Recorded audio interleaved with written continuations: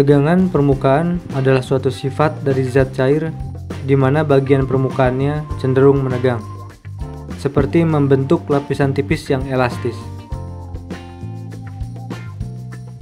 Tegangan permukaan merupakan fenomena yang hanya terjadi pada zat cair dalam keadaan diam. Adanya fenomena tegangan permukaan memungkinkan suatu benda untuk mengapung, walaupun massa jenis benda tersebut lebih besar dari massa jenis air. Lalu, seperti apa contoh fenomena tegangan permukaan? Berikut beberapa contohnya.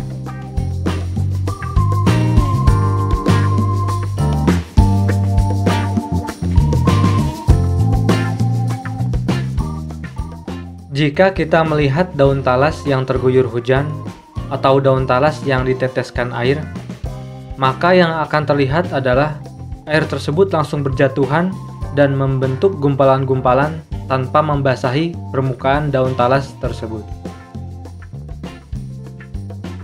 Secara ilmu fisika, daun talas dan air masing-masing memiliki molekul, di mana molekul-molekul tersebut memiliki gaya tarik-menarik yang disebut kohesi dan adesi.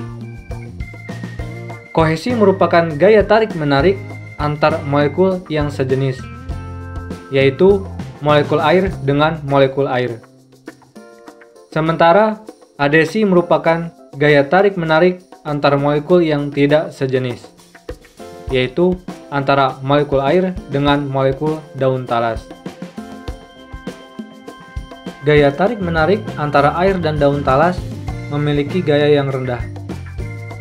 Sementara gaya tarik-menarik antara molekul air lebih kuat, sehingga air cenderung berkumpul dengan sesama molekul air.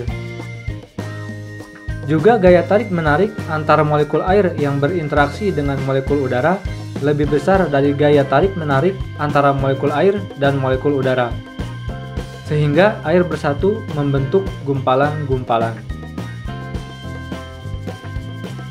Permukaan dari gumpalan-gumpalan air merupakan lapisan air yang memiliki tegangan permukaan, di mana tegangan antar muka lapisan air tersebut berinteraksi dengan dua zat berbeda, yaitu zat padat dan gas.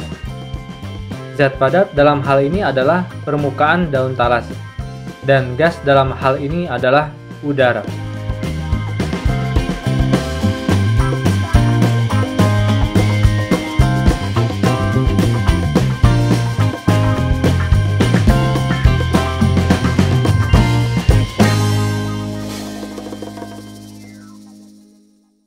Ketika silet diletakkan terlentang secara perlahan-lahan di atas permukaan air, maka silet tersebut akan mengapung.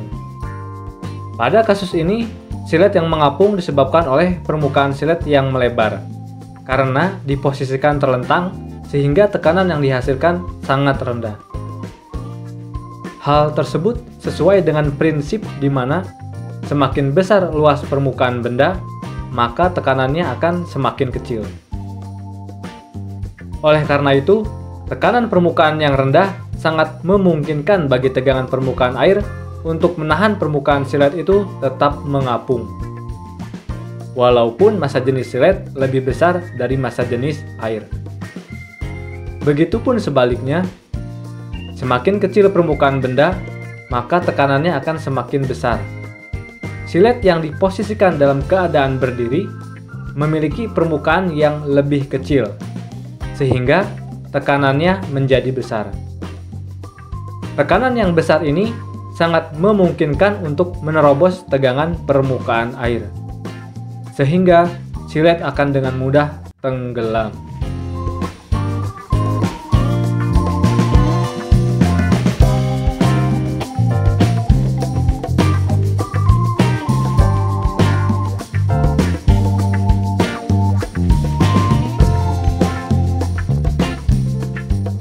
Beberapa serangga mampu berjalan di atas air.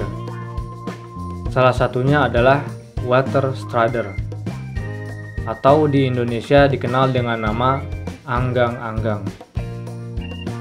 Anggang-anggang tidak hanya berjalan di atas air, bahkan anggang-anggang mampu melompat-lompat hingga berselancar seperti di permukaan es. Anggang-anggang menggunakan tegangan permukaan air sebagai pijakan kakinya yang hidrofobik. Hidrofobik memiliki sifat tidak suka dengan air atau menolak air. Seperti halnya air dan minyak yang tidak bisa menyatu. Maka bisa tergambarkan bahwa air juga tidak akan bisa menyatukan atau membasahi kaki anggang-anggang tersebut. Namun tidak hanya sifatnya yang hidrofobik saja, ternyata kaki anggang-anggang yang panjang dan ramping memungkinkan berat tubuhnya disebarkan ke area permukaan yang lebih luas. Seperti halnya silet yang terlentang, maka panjang kaki anggang-anggang yang horizontal akan menambah luas permukaannya.